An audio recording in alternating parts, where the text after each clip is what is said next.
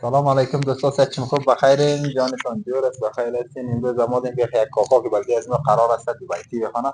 سلام کاکا جان، خوبی؟ بخیر؟ صحت وعلیکم خوبه؟ سلام جان دجور بخیر شکر سلامت بخیر بشی. چکری کاکا بخیر جان بلدی سلامت از ما یک بشی بخیر بشی. دو سه دانم تو دوبایتی خوب کشکدگی بخوان.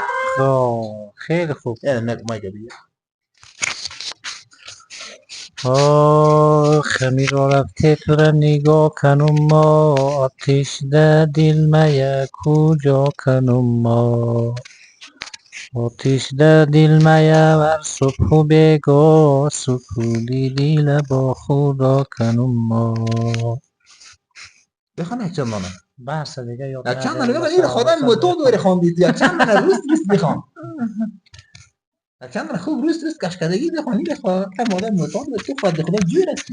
چیسان سازم جوانی نیست و داییم به بختم چرخ گردد ملاییم ندانستم جوانی پنج روزه که پیری هر دو دستم بسته خواهیم.